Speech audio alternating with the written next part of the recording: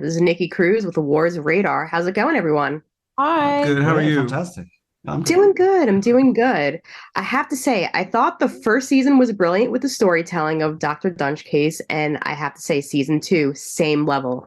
Great nuanced storytelling. Oh, good. Thanks. Thank you. And what was it about this case that intrigued you all? Did you listen to the podcast before, or? I was really familiar with the Doctor Death podcast. So I knew this one in particular as well.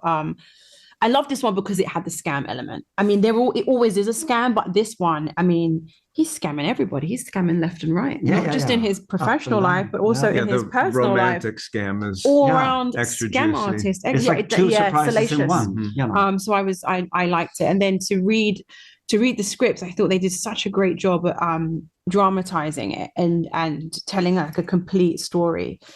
Great writing, very compelling. At the crux of every character is this inner moral conflict.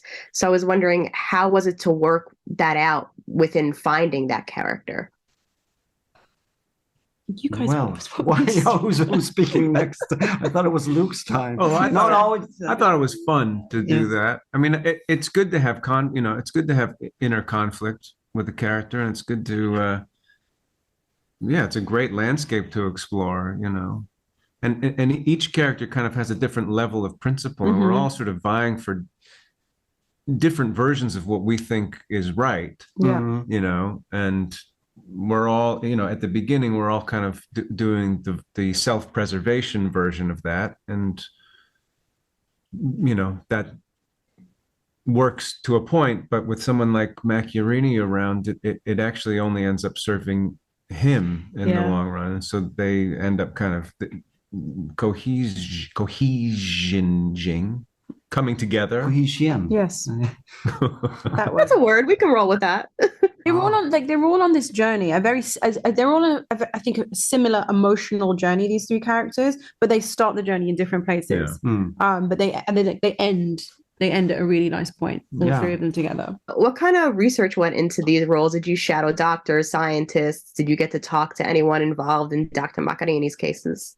We all got to observe surgery, get into into a operating room and observe a surgery which was a great insight into the kind of the intense mechanics of opening up a human body, Put a knife in there and stir.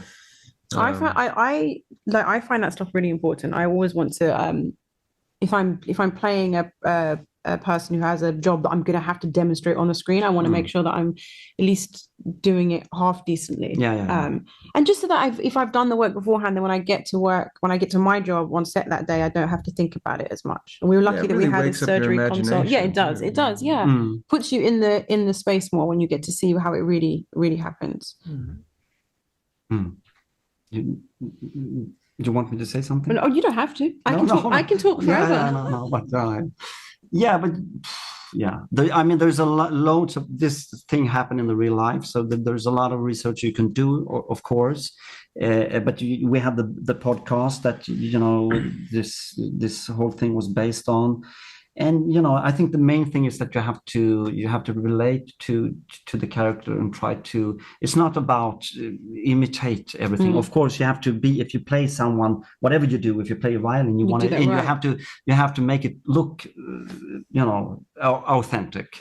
But the main thing is to find the spirit of the character, the dreams of the character, and to why are these people doing this, and how can they cope with the battle? Each character has a different proximity to Dr. Macchiarini. So I was wondering, in terms of working with Edgar, how was that experience? Edgar's great to work with. He's really instinctual, and he himself is very charismatic. So he's, absolutely perfect for the role. And with Anna and Paolo, she's a little bit in love with him in a way. I think she's really wowed by him.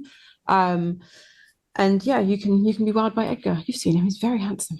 Yeah, it definitely comes through. Have to say, very handsome.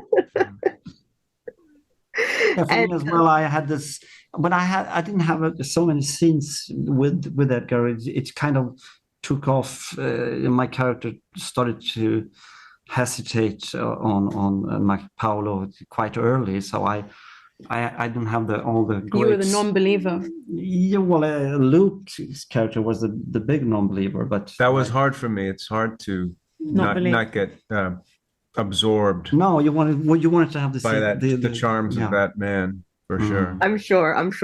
I binged this whole show in a day, and I have to say, like, the one common name that I kept on seeing and I was very, very excited about was Jennifer Morrison, because I remember when she's an actress too. So for you guys, how is it to be directed by someone who is also an actor and kind of gets it?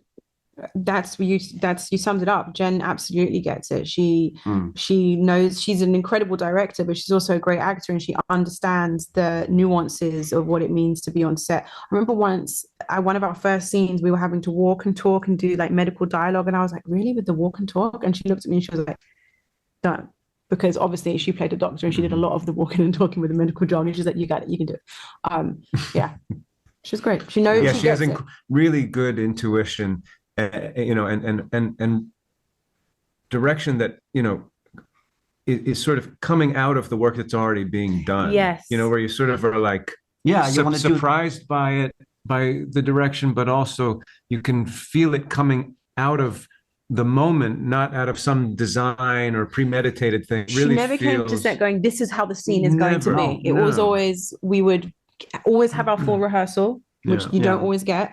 And then what came out of the rehearsal would be her notes, and their notes Yeah, would and I always be like, oh, that's a great note. great idea. Yeah. And even, sometimes I remember we did a scene, she would say, like, maybe you want to do the opposite. The host, you want to tell him this, but my character doesn't. So that those kind of direction is fantastic for an actor to play the other thing.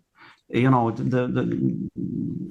find another way. There's also a shared language, I think, that actors have that Jen is really good at expressing. I think that sometimes there can be a bit of a communication barrier between actors and directors, that we don't always speak the same language, but Jen definitely spoke the same language and was able to give a note or suggestion in a way that just felt, I don't know, really it's natural. not about the result. Yes. It sort of it feeds into something else, the motion of the scene, and grants the result that kind of And also on the other hand, sometimes could you look a little bit more to the left, and she knows that, and you could say, well, so for the camera, then okay, I understand, she knows how to give because that she's note, been there 100 times, so it was both like the picture director and the psychological director. What do you hope audiences take away from season 2? I hope that they're able to advocate for themselves the next time that they're in a room with a doctor. I think you're really vulnerable when you're sick and you're in a hospital environment, and these people who are fantastic at their jobs and they know everything and you don't. It can be really hard to advocate for yourself, but you know your body, and so it's important to speak up for what works for you. Yeah, really be on the watch. Like if something's too good to be true, you might want to explore that a little bit. On that and always ask the dumb questions. Ask the dumb questions. Well, thank you so much, guys. Really appreciate it. Thank you.